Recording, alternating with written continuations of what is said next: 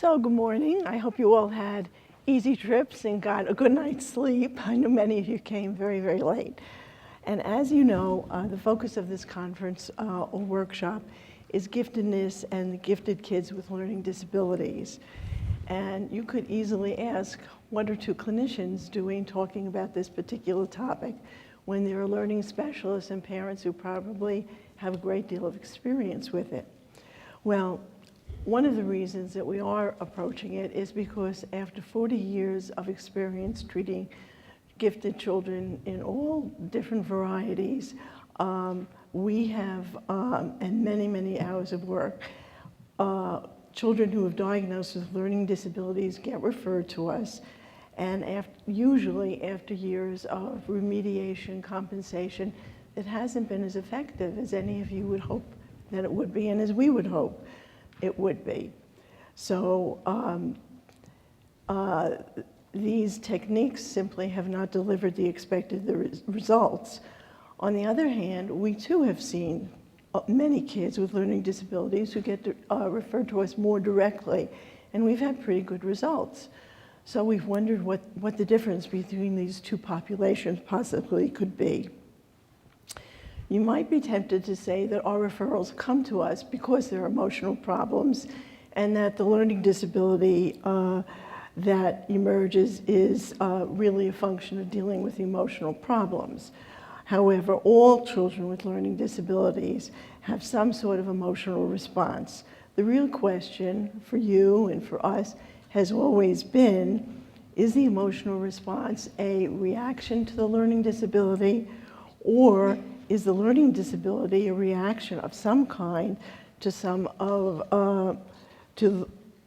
sort of major emotional problem?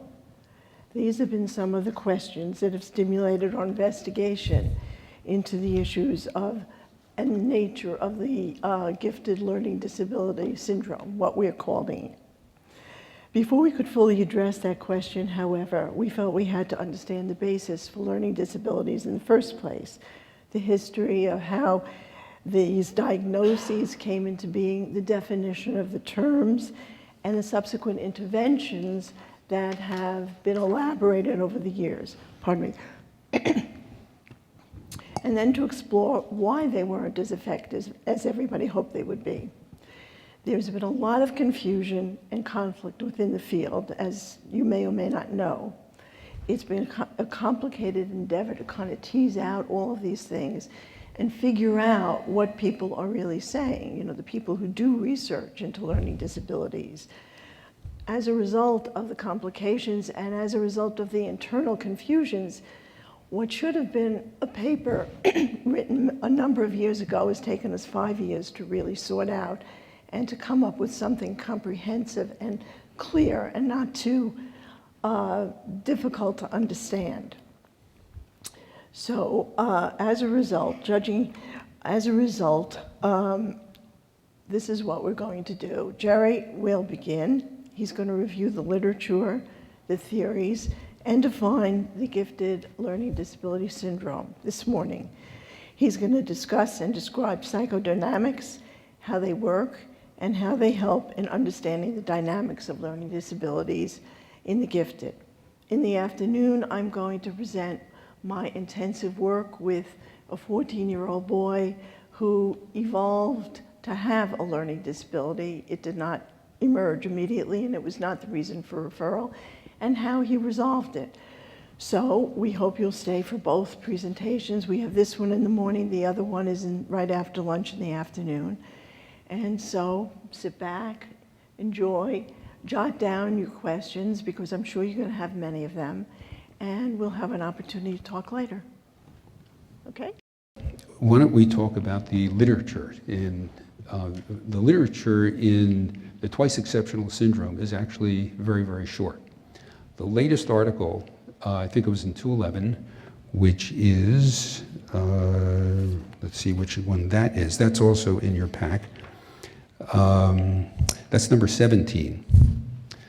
That article is an extensive survey of how much everybody does not know about the gifted learning disability syndrome. okay? Since 1972, when it was first established that gifted kids could also have learning disabilities, what they point out is almost nothing has really been discovered other than giftedness can compensate for learning disability, a learning disability can hide giftedness, or the two can neutralize each other. Beyond that, what the authors talk about is the mystery of the gifted learning disability syndrome, and we hope to provide you with some clues today about what's different and what you can learn about this. Okay? In order to do that, as Madelon said, I think you first have to understand the thinking about how to conceive of learning disabilities. And for us, this project, as she said, was really a huge project. We expected it to be a rather short thing, to dip into the literature, get the basics, and come to an understanding. Well, the problem is that the literature is vast. No one person or two people could possibly encompass reading all of this. In fact, if you just looked at the review articles on this, you would be overwhelmed.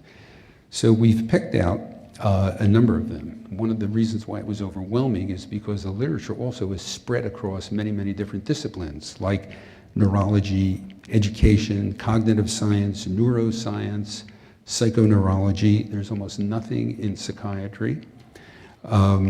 And so one of the first experiences we had when we were reading this was every time I dipped into this, I would end up with a mild headache because everybody had their own way of talking about this. The language was different in each one of these different disciplines, and it just was very, very confusing. So one of the goals we have today is to see if you can get through 3 hours of this without a headache.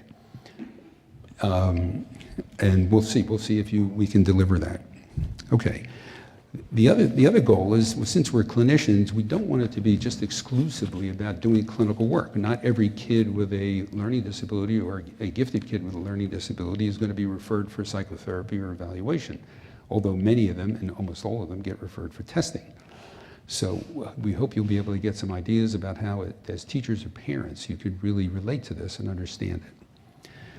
The first thing that happens when you dip into the literature is you realize that there's enormous controversy within the literature itself. These are not criticisms that are coming from without the literature, because I think most people are so intimidated by this, they don't ever go near the literature. But if you get into the literature, what you see is there are numbers of very experienced clinicians who've written extensively about this, and they all take contradictory points of view. Some people have written articles together, and then all of a sudden they're writing articles with the opposite point of view.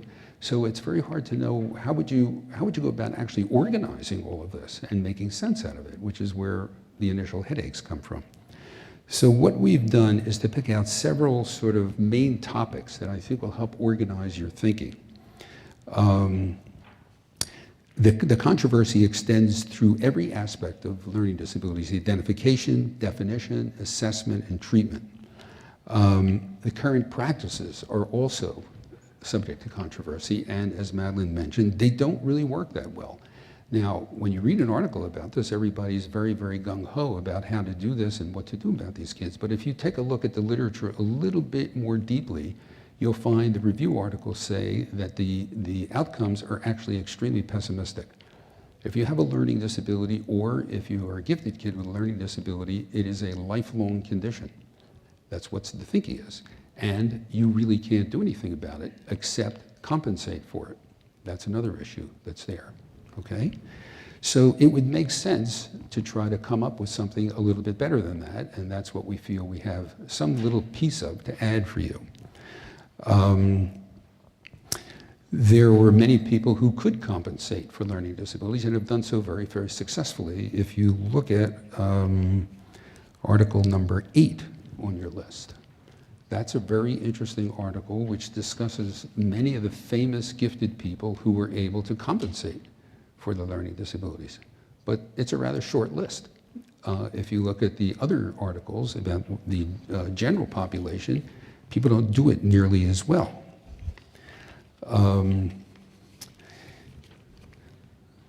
The vast majority fall behind in employment, they fall behind in their ability to produce income, they have emotional problems, and the list sort of goes on. And as you can imagine, for a gifted kid, this is extremely painful, because you have a sense that you're gifted, there are special qualities, you have a sense that there's something holding you back. So you're sitting there with a lifelong feeling that you have all this potential, but you can't access it. It's extremely painful for these kids.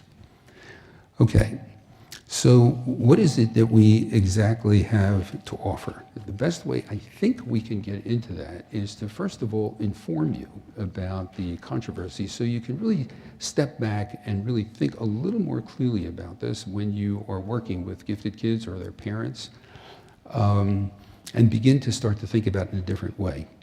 So what is the first area of conflict? The first area of conflict for us, the first and most important area, is the issue of context. If you look at the assessments, if you've read assessments and you've seen assessments, you'll see that today almost all of these assessments, no matter what they are done outside the context of a child's life. You do not see anything about their history, their developmental history, their family history, or anything else that's going on, except maybe a mention that a father had a learning disability or the family has had learning disabilities, and that's usually it. There's almost nothing else that's there. What do we mean by context? Well, it's pretty simple. The context is a child's history. First and foremost, the child's developmental history. So you take a developmental history. And that's the first area that psychodynamics, in order to do anything psychodynamically, you have to have a history. That's very different from a cognitive behavioral therapist who actually, one of them told me that you don't need to take a history because all you're doing is addressing symptoms. So once again, you have the same situation.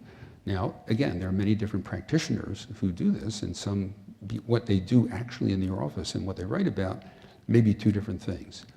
But the standard approach is people rarely take a personal history. What they do is they address the symptoms. So the developmental history, early childhood experiences, family dynamics, marital history, trauma, and various other kinds of things. And if you look at article number 4, written by Frank Valentino, a senior investigator in this, his big thing is, in assessments, almost never do you see a description of a child's very early educational experiences, what their experience was when they first learned how to read. Where did they learn how to read? Who taught them how to read? What was that experience like? It's rather astonishing. The whole thing is sort of astonishing about context because nobody would argue with the fact that you learn in context. You learn things in context. So why would you think that you would develop a disability out of context? It just on a common sense basis doesn't seem to make sense. That was the first thing that struck us. Reading over and over again, various authors would talk about this. In fact, at the end of Frank Valentino's article, it's a very, very interesting article, which we'll mention later. He's done an exhaustive survey of all of the experimental studies that have been done in dyslexia for 40 years to try to come up with the answer about what is at the basis of dyslexia. Is there really a physical deficit?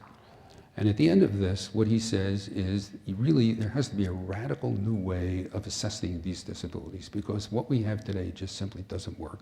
It doesn't work in the classroom, it doesn't work in the tutoring situation. Okay? So if that's true, of course that applies to the gifted learning disability syndrome. Okay? If you take a look at, I read two or three recent reports that we got on kids who are gifted in learning disabilities. And these are people who are specialists in assessing gifted kids with learning disabilities, and what they do is they assess what you expect. They assess the learning disability. And they just then add the fact that, well, this child is gifted. And so what they do is make an assessment of what the curriculum needs are. They never assess the experience of what it's like being gifted, which is the key to really understanding more about this process. You won't see an assessment of giftedness. What you'll see is a list of gifted characteristics, of what they need, and so forth, but you won't see an assessment of their emotional response to their giftedness. Okay? The third area, besides context and the nature of the way the physical defect is there, okay? So that the first is that there is context. The second is a belief that there is an absolute physical neurologic deficit that is at the basis of all of these learning disabilities, okay? The third is the role of emotional factors. Now again, this is our way of organizing this. So what are the emotional factors? Well, if you read the literature, this is the area that there's universal agreement on. The agreement is that emotional factors are always secondary, except if you have a major psychiatric disorder, which of course is going to overwhelm all aspects of development. Minor emotional aspects are simply reactions to the disability. They are not primary causes, and that's of course what we're going to talk about later to show you how in fact there are many, many situations in which much more subtle emotional factors are in fact at the cause of some of these regular learning disabilities as well as with gifted kids with learning disabilities. Okay? That's where I think we can make our biggest contribution, and especially since we're experts in working with gifted kids, how to really assess giftedness in this regard. Okay, so why don't we go back, now that we've outlined all of that, let's go to some definitions and give you what actually is known and what people agree upon at this point. So let me read you the 1988 definition of learning disability. The language is a little bit cumbersome, but we'll get through it pretty quickly. Learning disabilities is a general term that refers to a heterogeneous group of disorders, that means completely mixed, they're not similar, manifested by significant difficulties in the acquisition and use of listening, speaking, reading, writing, reasoning, or mathematical abilities. Now, there's some key words here. These disorders are intrinsic to the individual. That means they're basic deficits. They are presumed to be a central nervous system dysfunction and may occur across a lifespan. That word presumed, you're going to see various versions of that word throughout the literature, like assumed or attributed to or interpreted to or most likely or things like that. There's usually only one sentence about it. It's not played up a lot. But if you look very carefully, nobody says it's absolutely definitely true. So it's presumed. And the second part of this is that they are not a result of emotional disorders, unless there are these major psychiatric disorders. In 2001, it was made more specific because the researchers who were involved in this field felt that this was way too vague. So what happened was they said, okay, learning disabilities are distinct. So a reading disability is distinct from a mathematical disability, which is distinct from a writing disability. That's a major statement that they make, okay? Whether that's true or not remains to be seen, but it's a sort of generally accepted fact in the field. Okay, so that's learning disability. What about the gifted learning disability syndrome? Well, on the surface, it seems pretty easy. You have a gifted kid with learning disability. So the learning disability is there, then you add giftedness. So what do you do with that? Well, first you establish the fact that the child is gifted. So you can do that by the easiest, not necessarily the best, but the easiest is to establish the child's IQ. And we presume that it's about 130 is the beginning of giftedness, and it goes up the scale. But as you all know, giftedness, IQ is not necessarily the best measure. There is a whole host of characteristics of gifted children who have IQs that are less than 130, who you would consider gifted, like, for instance, intensity, curiosity, what's called a rage to learn, special empathic abilities, ethical and moral concerns, aesthetic sensitivities, emotional sensitivities, and one last characteristic, which we're going to emphasize, a special way of thinking about things. Now that we have seen over and over again involves two things. It involves the sort of straightforward cognitive abilities that are talked about, and it also involves intuitive abilities. So you come across kids who say, well, they knew, for instance, a patient recently said to me, whenever I learn something, I feel as if I already knew it. Well, you don't hear many kids saying things like that, but there is some sense, some extra sort of uncanny sense that they know about these things, and that's how they can learn in a flash. Just what that is and how to assess it is another story. Okay, so that's what the gifted learning disability syndrome is. It's a child with those characteristics who has a disability. And as I said before, the syndrome can take various forms. Giftedness can compensate for that learning disability up to a certain point educationally, or you never see giftedness because a learning disability masks it, or the two neutralize each other. Beyond this, as the authors of that paper mentioned, it's a mystery. Okay, so let's get to the second part of the definition, specific learning disabilities. What's the most specific learning disability that we know most about? It's dyslexia. Okay, it's the most researched, it's the most described, it's the most investigated. The Valentino paper is the longest paper in there. It's, I think, about 40 pages long. It's an exhaustive exploration from many, many years ago into this whole thing.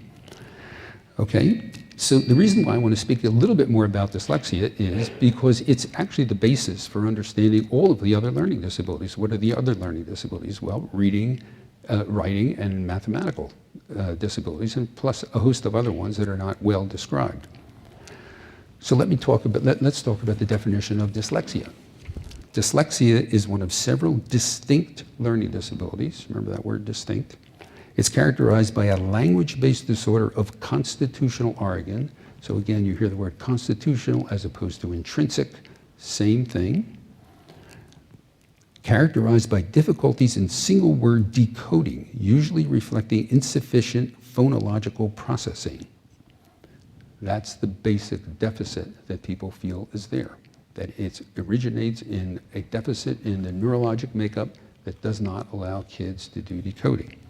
Well, dip into the dyslexic literature and you'll see there is massive controversy about this. Some people feel that dyslexic kids really just don't understand the structure of language. It's got nothing to do with decoding or hearing the words properly. Now that, of course, has implications for how you treat it.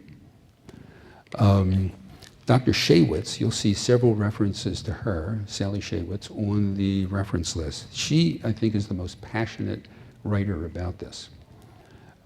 She is completely convinced that it is neurologic, that it is basic, that it lasts for a lifetime, it's permanent, and the only thing you can do about it is try to compensate for it. And if you try to do anything else, you're going to be very, very frustrated. So what you want to do is immediately do that. Let's go over just some of the foundational then assumptions about learning disabilities. And what I'd like to do is then give you a little bit of history about how these came about. Okay? They're distinct and they're separate. They're caused by intrinsic deficits. In this case, dyslexia, the phonologic difficulty. They are not caused by other disorders, for instance, mental retardation, physical disorders, behavioral disorders, trauma, poverty, cultural issues. And they are especially not caused by emotional disorders. So again, the emotional issues are all secondary. One of the ways that Dr. Shaywitz handles the emotional issues is to provide inspirational stories of many of her patients who are very, very bright, who have succeeded very well, medical students and so forth. And I think that's one of the cornerstones of actually helping dyslexic kids who are struggling with this, is to show them that there is a way to deal with this. It's not hopeless, but you have to get ready to do compensation strategies. Okay. So what are those? This is another basic foundational idea of learning disabilities. What are compensation strategies? Well, essentially, as far as I can see, they're good study habits. You have to pay special attention to being organized, to being able to prioritize, to figure out a way to manage your time better. The other thing you need to do is to avoid areas that are difficult for you. Okay, so you're already limiting yourself. You don't want to go into areas that are difficult. Otherwise, you're not going to be successful. The third aspect of compensation is to use what's called self-advocacy. What does that mean? That means asking for untimed tests. It means asking for other ways of presenting material, like an oral presentation instead of a written presentation. And it means accepting it. Just to give you a little example of how painful this can be for a gifted individual, a couple of years ago, I had a student, a lovely young woman, who's a PhD student in psychology. I'm the senior supervisor at Lenox Hill Hospital in the psychology intern program, which is in their senior year. And somewhere in the course of the middle of the year, I usually ask the students to present the case in a little more rigorous a way, which they're happy to do. And then I ask them to write up their case. And so I asked this young woman, would she mind writing up her case? And she said, well, that won't be possible. And I said, why is that? She said, well, I have dyslexia. I can't write, and I have very difficult time reading this stuff. And I said, well, how did you get through your studies? She said, well, I used all these compensation strategies. And I said, really? This made very little sense to me. She was so bright and was so capable. And actually what happened was she started to cry in the session. She said, this has been such a terrible struggle for me my whole life. I feel that it's limited me. And what you're doing in this area, you really have to do this, because if you can come up with the answer to this, it will save so many people so much pain. It was really a dramatic incident, but a perfect example of a very accomplished person who still was feeling the pain of this. So it makes sense to look in other areas. There's another article that you might be interested in that, it's not really different, but it's sort of a different way of looking at it. You've probably heard of the term reframing as a way of doing things. Well, there's a very nice article, which let's see which one that is. That's number 10. I don't have that in the pack, but you could probably access that. It's a very short and very succinct and extremely clear write-up of what the reframing process is. Well, what is it in short? Well, first of all, it means identifying that you have a problem. And again, it means accepting that you have this problem. And it means being very motivated to work out solutions around the problem. You're giving up the idea that you're really going to be able to do something basic about this. Okay? Okay, so if that's where we are, and that's what the basic ideas are, how did we get there? I think this would be an interesting thing for you to hear about, because there's some very questionable ideas about this. Okay.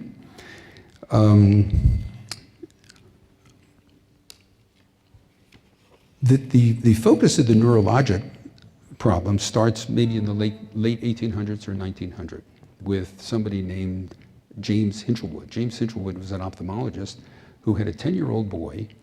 You see this quoted in almost all of the studies of learning disabilities, who had a 10-year-old boy, a very bright boy, who couldn't read. It was the only deficit that he had, and he had no physical findings. So Dr. Hinchelwood assumed that he must have a physical finding. Okay, and that thread runs through the entire literature. Nobody has demonstrated, even up to today's very sophisticated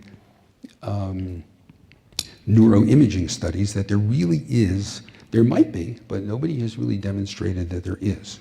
Okay, then you have certain neurologists who did observe that for adults who had brain damage, it was very clear. People who have actual brain damage definitely have cognitive disabilities.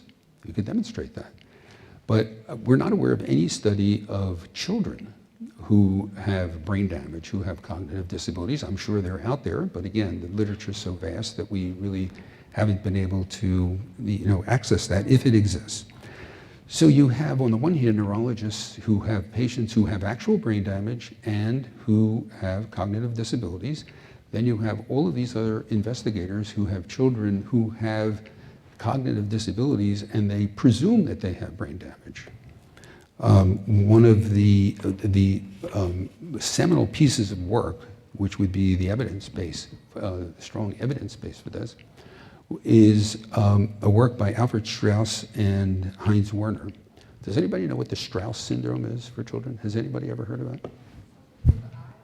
No, no. The Strauss syndrome is the precursor to ADD and ADHD.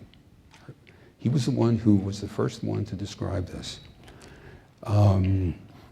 Why do I say it's a seminal piece of the work? Because it's the first systematic effort at systematically studying this problem.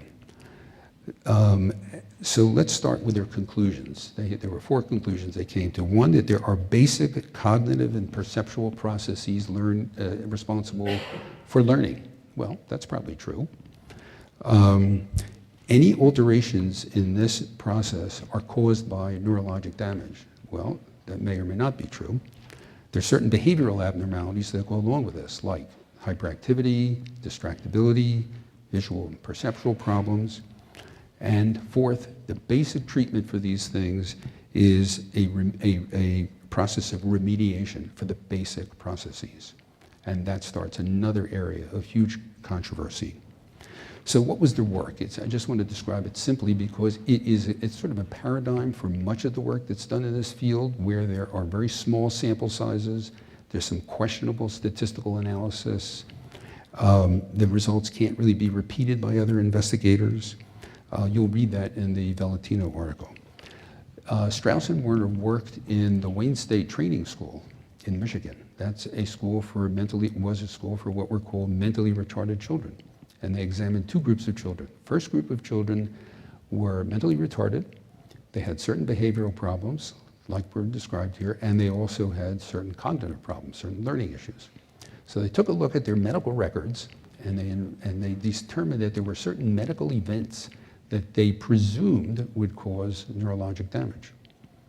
They then took a look at another group of retarded kids in the same school who didn't have that profile. None of the behavioral things, none of the cognitive things, and they looked at their medical records, and they noticed that they did not have these incidents that they would presume to cause neurologic damage. The children were never examined neurologically. They then examined a group of 10 children in a normal public school system, and they compared these kids to those two groups. So these kids had the behavior problems that they described, they had the cognitive problems they described. They then gave them a series of neuropsychological tests which they hoped would show that there was neurologic damage. The tests did not show any neurologic damage. There was no neurologic damage shown, and their conclusion was, well, they must have it anyway. So you have to think about that, because this is the foundation for where ADD comes from. There is a presumption that they had this. It's kind of astonishing. This was, I would say there were two shocks that we had in reading this. This is the first shock. When I first read this, I said to Madelon, you know, I have to read this again, or I have to read other sources for this, because this just simply doesn't make sense. But if you read it over and over again, the study is quoted in a number of different sources, and everybody says the same thing. Wow, this doesn't seem to make sense, and much of their work was discredited by, you know, looking back over it. However, another astonishing thing is the basic conclusions have crept their way into the literature, so that there is a presumption, and today the studies continue to look for this. Now that's a worthy cause, there's nothing wrong with that, and maybe there is at some level. But the field is overwhelmed with the idea that it has to be this way. There's no, you don't read about any other possibilities, which is what we want to try to bring up for you. Okay. The story then sort of shifts from there. People continue to investigate that, but the story then shifts and becomes, in a way, kind of political, and starts in 1963 with Samuel Kirk.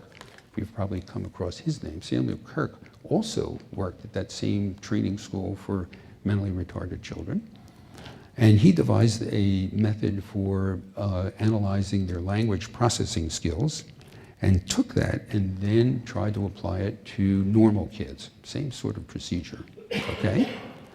And he presented at this conference of people interested in learning problems, the idea of learning disabilities. He was the one who coined the term learning disabilities.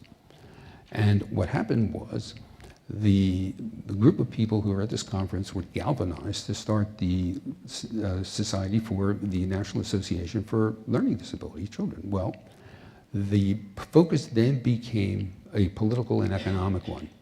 It's not as if there weren't investigations continuing to go on the side, but the main action here was political. The people felt that they wanted to get services for these children, they had to get services for these children, and the best way to do it was to do it through a public law. So they decided, they made certain decisions. There was a Disabilities Act already in place. These were kids who had physical disabilities, okay? And they were getting services and they were getting funding. So the determination was made that learning disabilities had to be physical, because it was the most likely way that you were going to get funding. So the definition for learning disabilities was, pitched in that way. That was a major event that took place, okay? In addition to which, they wanted it to be separate they wanted to get separate funding, so they felt there were special cognitive processes that also were involved in learning disabilities. And those special processes needed to be treated in special ways, and they needed to be assessed in special ways, okay? So they were very successful. And in 1975, a public law was established that required all states to provide children with services who had learning disabilities. Well, that meant you had to have people who had to know how to assess them. You also had to have people who were going to treat them. So that brings us to the next session, part of the session where I'm going to talk about assessment techniques and techniques for treatment and some of the shortcomings. Let's start with going over some issues of assessment. Okay. There are pretty standard ways of assessing kids with learning disabilities. We're not talking about gifted kids yet. The way to break it down seems to us to be their psychoeducational assessments and then their neuropsychological assessments. Here's where the language starts to get a little confusing and you have to be a little bit careful. Educational assessments identify educational weaknesses, academic weaknesses. And they may go a little bit beyond that. They may talk about some personality issues and so forth, but they're just talking about where the areas of weakness are. Okay, it's very rare if you're looking for services for kids to just stop there. Most parents say, okay, we want a full neuropsych assessment. Okay, now why is that? Because somehow neuropsychological assessments have become the gold standard for this assessment, and schools will almost insist on this before they will give you what are called mandated services. So in some ways, it seems like an appropriate thing, but in other ways, it's sort of a political thing, because it's also a way of discouraging parents. These tests cost a lot of money, and schools have their own agenda about that, because they're going to spend a lot of money if a kid is diagnosed with something like this, and they most likely want to avoid it. Now, that's not really true. It makes schools sound like they're bad places. Some schools have kind of hardball administrators, others do not, and others are really quite willing to do it. But neuropsych is really what you hear about over and over and over again. So what is it? What are these tests? Well, they're supposed to test the in-depth cognitive processes that underlie your ability to do academic work. So they have elaborated a series of what they call cognitive processes. The list is probably about 30 different things.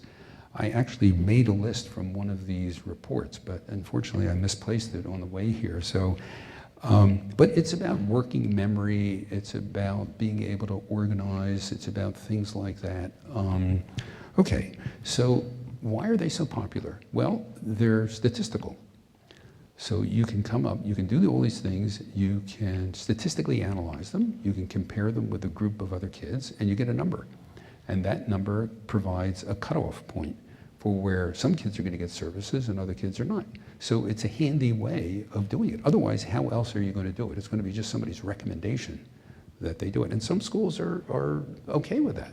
Like I'm sure the Lang School wouldn't have any problem with providing certain kinds of services if they felt the kid needed it. That actually brings up another interesting point, because we dipped into the literature, the foreign literature. Not that once we started doing that, I think Madelon said, you know what, enough.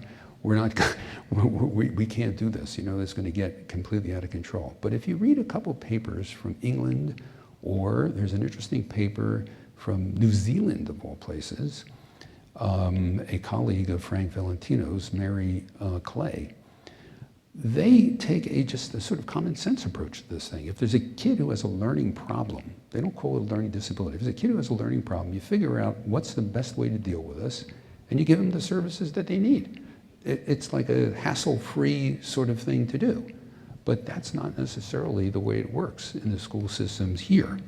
Okay, so the question really becomes, again, these are not my opinions. I'm only acting as a reporter for you about what's out there in the literature in various places. So the question is, are these tests really valid? They're very accurate, but are they really valid measures of these processes that are supposed to underlie academic achievement.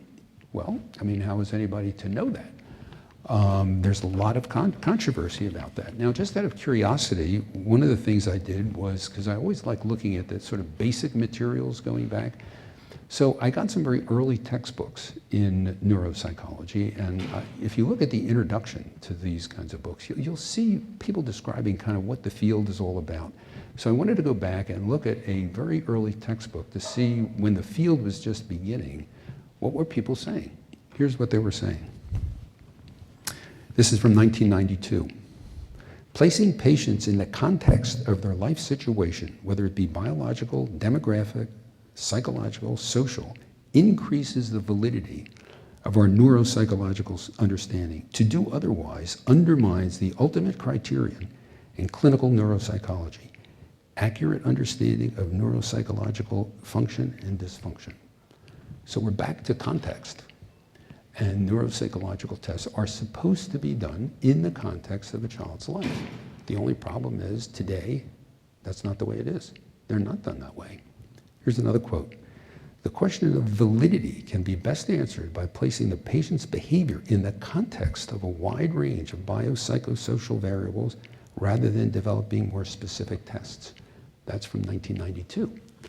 I doubt very much if you'll see that in a modern textbook of neuropsychology. As a matter of fact, I know a particular program in this city where the person who's the supervising tester will not allow the students to take a personal history. She says it's irrelevant. Okay. Excuse me? You're laughing. It's, well, exactly. This is sort of the second, this is leading up to the second shocking part of what we found in the literature, which we're going to get to that in a minute. Okay. So the question is, are the tests really valid for describing these sorts of things? Because they're eliminating this whole other factor. Okay. It's not that they may not be valid, but you can't put the two together. Nobody seems to want to do that, because doing the personal is a much more complicated thing. There are no statistical measures for that. Okay. So why did this happen? 1992, there's a textbook that says this is what you're supposed to do. Today, it's not done. How did this take place? Well, it could be that the neuropsych people did not have the experience of using contextual factors. If you read Fletcher's book, let's see, what is the reference there? His introduction, that's number 5. Over and over and over again, he says there's no justification for using indiscriminate use of neuropsych testing because it's done out of the context of a child's life. Okay, that's what he says. But in the book, there is no comment about, well, what do you do with context? What are you supposed to do with this? So if people don't know what to do with it, there's a tendency to eliminate it. And that's exactly what we're going to speak to. That's what we are going to add. We are going to add how to deal with context. That's what we're about. Linda? Are you saying that people may take that information and not use it because there's no standardized methodological way to apply it anywhere? I think that most people don't bother anymore. The kinds of assessments that we see coming through almost never refer to these things. It's absolutely shocking. Yeah, yeah. Well, in a school setting or privately too. I mean, I know you're shaking your head, but it is, well, that's what we do too. That's one of the reasons why we're actually presenting all of this. No, that's exactly right. Well, your reaction was the reaction I had when I started to read this, and I said, could this possibly be true? But if you look at the tests, for instance, I had a meeting with this woman who is an expert in testing gifted kids with learning disabilities, and she gave me a beautiful, beautiful workup. I mean, it was beautifully written, beautifully analyzed, all about the learning disability. And so I said to her, where's the assessment about the giftedness? And she looked at me like, well, that's what I gave you. I said, but all you gave me was an assessment of learning disability. You didn't give me an assessment of the child's giftedness. And she was dumbstruck by the question. It was as if the question was almost irrelevant. It was just astonishing. Okay, so the second shock comes when you come across Howard Gardner's book. You know Howard Gardner. He wrote Frames of Mind. Do you know the other book that he wrote, which is called The Mind's New Science? You familiar with that, Heidi? The Mind's New Science. Okay, I looked at what else he wrote. The Mind's New Science, A History of the Cognitive Revolution. Well, what's the cognitive revolution? The cognitive revolution is this. These are the assumptions of cognitive science. Now, again, this is sort of this headache area because you're moving over into cognitive science, which is experimental. It's not necessarily clinical. And that sort of relates to neuropsychological, but not quite. But you'll see why I'm bringing this up. Okay, this is heavily influenced where we are today. So what are the assumptions? He in the beginning chapter, what are the assumptions of cognitive science? First assumption. Human cognition can best be studied by detaching mental processes from biological, neurological, and cultural factors. Just think about it. Now you have to remember, cognitive scientists are experimental scientists. They're not clinicians. Next, the best model for understanding how the mind works is assuming, remember that word? It works the same way that a computer does for processing information. Remember you hear about cognitive processing information? Number 3, certain factors that may be important for cognitive functioning nevertheless need to be eliminated because they would unnecessarily complicate the cognitive scientific enterprise. Okay, you got to sit back and think to yourself, what? But again, these are experimentalists. They're not seeing kids in an office. They're not seeing kids in school. They're doing experiments in cognitive science. Well, why do I bring it up? Because those things have sort of filtered through into the clinical realm so that people think that the only way you assess disabilities is to assess how you process information. What about how you process emotion? Well, what they're saying is that would unnecessarily complicate the process. Right, you're scrunching your face up. it's well. That's why we're presenting this, because I had the same thing. When I got his book out, which most people don't know about.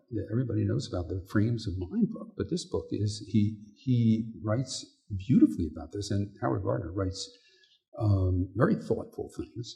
He's not promulgating a position. He just was reviewing this. And in fact, the book really is the discussion of just what exactly has happened in this field and how frightening it is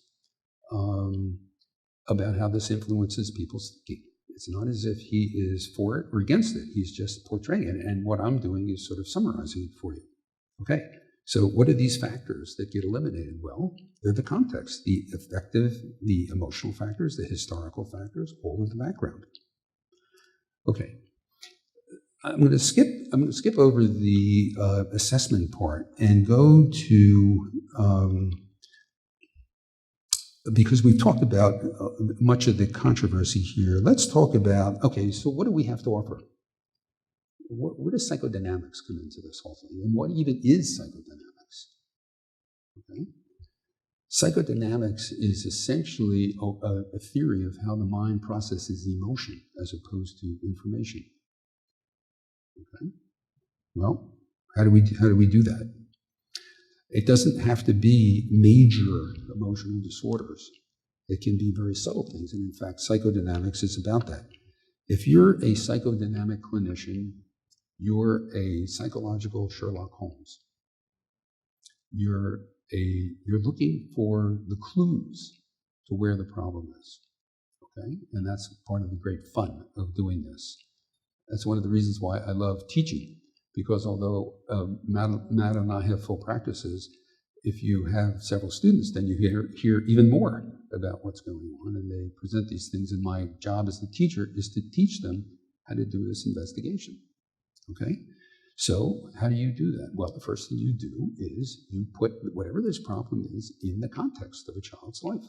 What is that? That means you take a careful history from the developmental issues, all of the developmental factors, and you're looking for what we would call, let's say, developmental snags, or what sometimes has been called a developmental fixation. Okay, so let's bring it into learning disabilities quickly so we can then have some discussion. without going through the details. You can get that in that paper that I was telling you about. And you can also, if you look at the handout, that's my sort of watered down version. It's detailed, but it's very user friendly where it's basic psychodynamics. It's a little bit watered down, but you get the idea of how that takes place. Okay, so you're looking for the clues for symptoms. Okay, how do you look for the clues? The developmental fixation. What's the commonest developmental fixation? Well, first of all, why have a developmental fixation? All kids have that to some degree because you're moving from one developmental phase that you're in that becomes comfortable, and you're moving to the next developmental phase, which is not going to be comfortable. So there's an ambivalence because you want to hold on to the comforts of how you are, but you know you're missing out on something if you keep yourself back.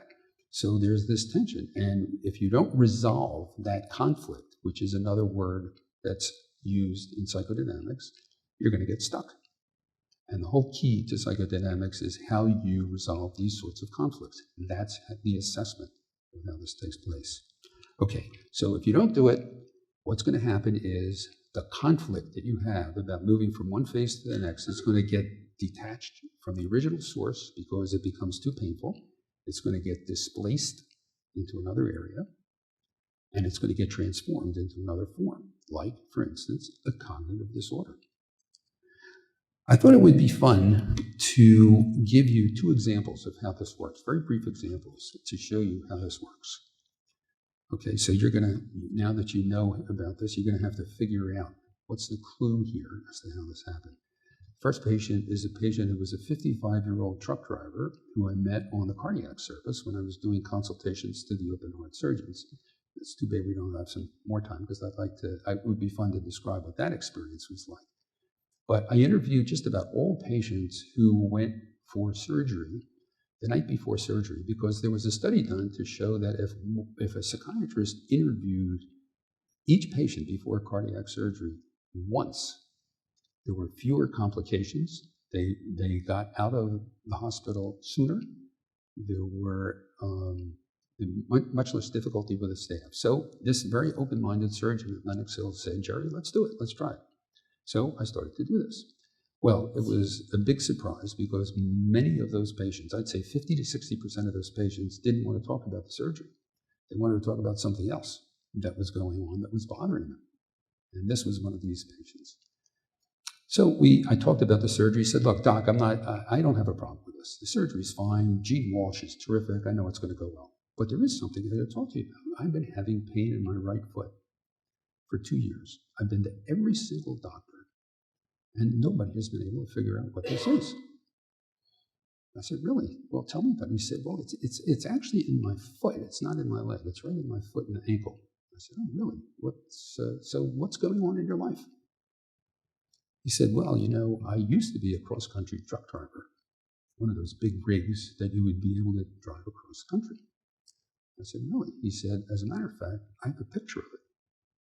So he pulls out a picture of his truck, one of those big gleaming trucks, with those gigantic grills that sort of gleam in the sunshine. He said, "Look at that." I said, "Wow, that's a beautiful rig." He said, "It's fantastic, but it's not mine anymore." I said, "What do you mean it's not yours?" He said, "Well, the company was bought by another company, and we had all of the drivers were kind of kicked out, so I tried to do it with some private insurance for a while, but it didn't work, and I had to sell it." I said, "Really?" And he started to cry. He said, "Oh my God, I can't, this is a guy with, like this. These are, guys where men don't eat quiche, that kind of guy." So he started to cry. And he said, "Oh my God, I'm so embarrassed. I can't believe I'm doing this." I said, "Look, I'm a psychiatrist. You don't have to be embarrassed. You can expect things like that." He said, No, this is terrible."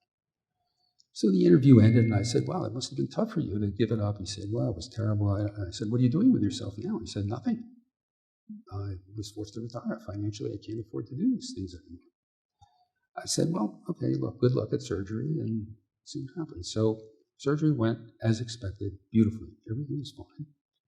And he asked to see me, maybe about a week after surgery. He said, "Doc, can I see you again?" I said, "Sure. What's the problem?" He said, "There is no problem." I said, "What do you mean there's no problem?" He said, "The pain's gone." I said, you have no more pain in your foot. He said, I have no more pain in my foot. Okay, so what happened here to allow him to get rid of his pain? Why did he have no more pain?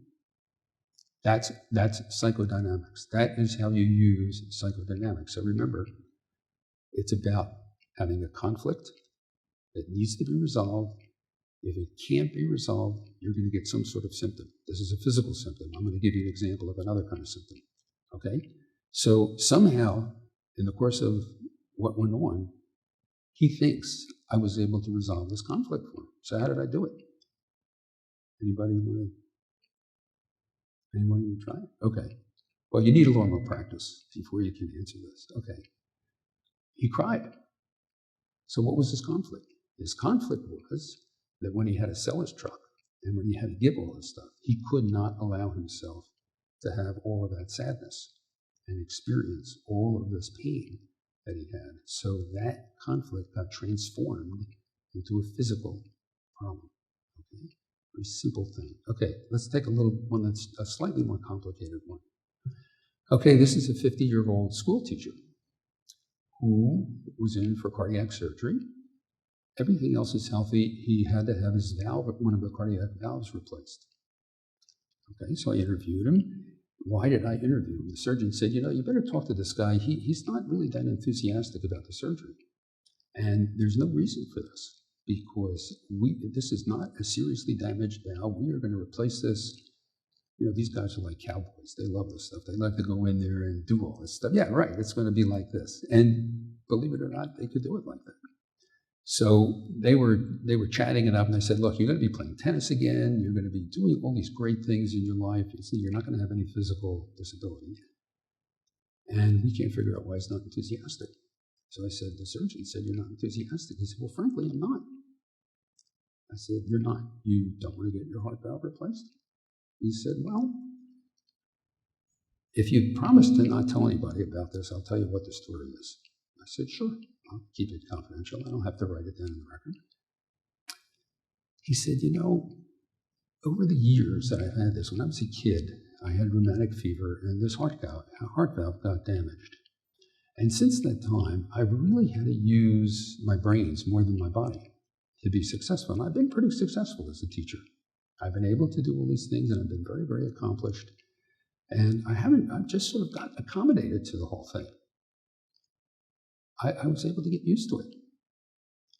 So I said, well, that sounds pretty interesting. So why don't you want to get rid of it? Okay, so what's his conflict?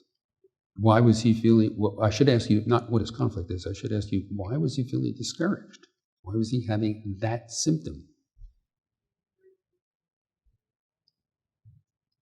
Right. He got used to this, and it becomes a way of life.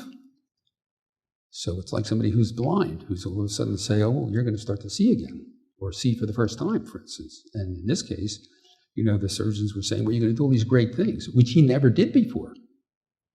So it would mean, remember I said from one developmental level to another? So it would mean he would have to get used to doing all these things, or he would have to face the fact that now that he's capable of doing all these things, he would actually have to face the sadness of the earlier parts of his life. And instead of facing that, what happened was he got depressed. That's the second way that a unresolved conflict becomes transformed into some other. The third example of how an unresolved conflict becomes transformed will be into a cognitive way. And Madelin's case this afternoon is going to be an extensive example of that. Heidi? Yes. Yes.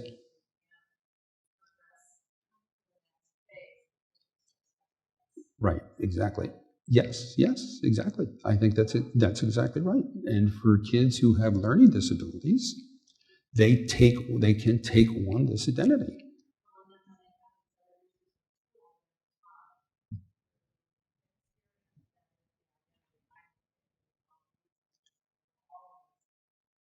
Exactly.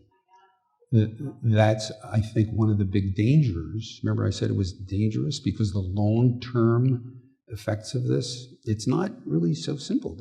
You can read Sally Shawitz's book, and she has many examples of people who are, in medical school and so forth. But think about my student who ran up against this issue of writing and was distraught. And I think it's exactly the point. So that before you accept the diagnosis of a, quote, learning disability, whether it's a gifted kid or not a gifted kid, you just want to take a look at other factors that might be there, because it's not a good thing to have. It's not something you can compensate for it, and there are many famous people who've done so. But if you were to, that article doesn't include a personal interview with all those people to ask, well, what was it like for compensating with all this stuff and living with it for your whole life?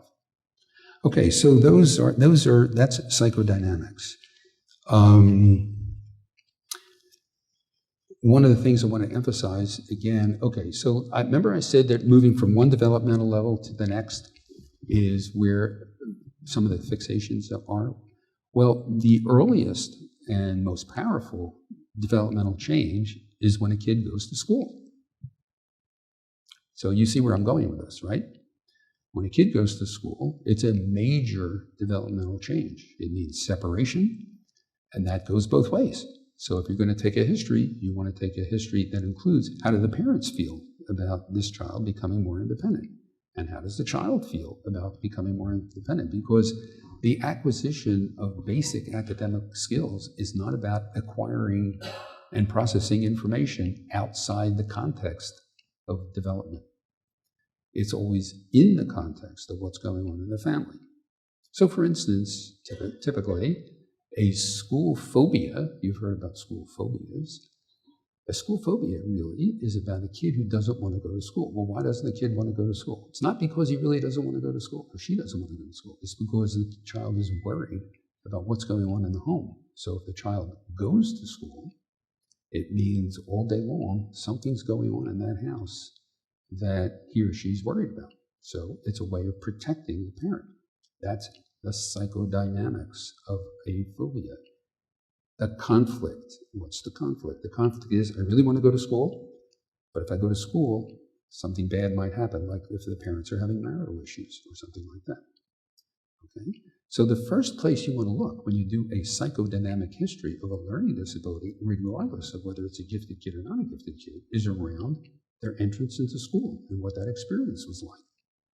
Could be a good one, could be a bad one. The next thing you want to do is, as Valentino points out, you want to take a history of the early learning process.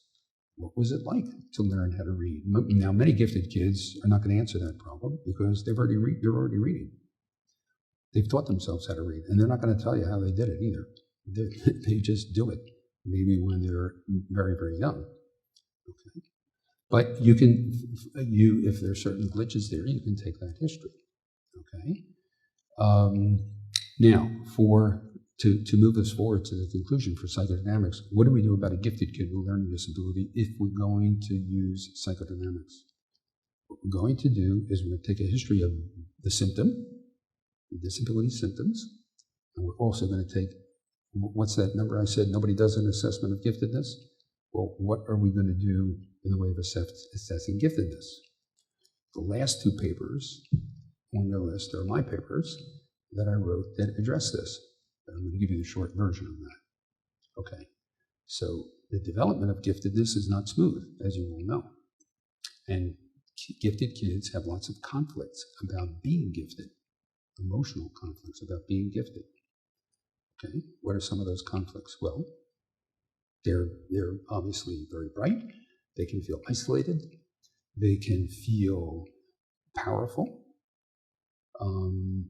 They have they hate to use this sort of word, but they can be kind of clairvoyant.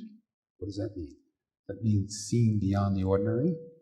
I think it was several years ago when I was teaching here at Sann, mother came up to me afterward and she said, my 7-year-old boy came up to me the other day and said, Mom, I know things that other people don't know. And she said, oh, that's interesting. He said, yeah, but I don't know how I know them. And it's in that area, if you were going to ask me where the most powerful part of assessing giftedness is. It's assessing that part of it. And that brings us especially to remember I said the cognitive and the intuitive?